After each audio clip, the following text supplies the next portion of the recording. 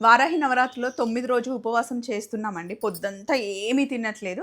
కానీ సాయంత్రం అయిన తర్వాత మటుకి ఫుల్‌గా తినేస్తున్నాం. ఎవ్రీ డే నైట్ భోంచేసే ముందు అనుకుంటున్నాం బొమ్మరిల్లులో జెనిలీలాగా తక్కువ తినాలి, తక్కువ తినాలి, తక్కువ తినాలి అని చెప్పేసి.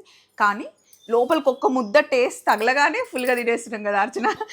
అర్చన ఇదిగో చిన్న చెల్లి ప్రసాదం చేసుకొని వచ్చిందండి. ఇంట్లో ఆల్రెడీ నైవేద్యం పెట్టేసిందంట. సో ఇది కూడా పెట్టేసే ఇంకా నైట్‌కి.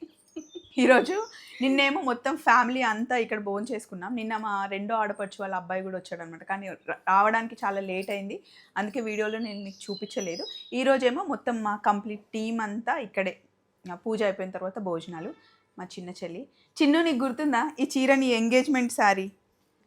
అప్పుడు చిన్న వాళ్ళ ఎంగేజ్మెంట్ అప్పుడు కట్టుకున్నాను ఈ చీర. 8 ఇయర్సా? ఫోటో ఉందా? ఎన్ని ఇయర్స్? 8 ఇయర్సా? 7 ఇయర్స్.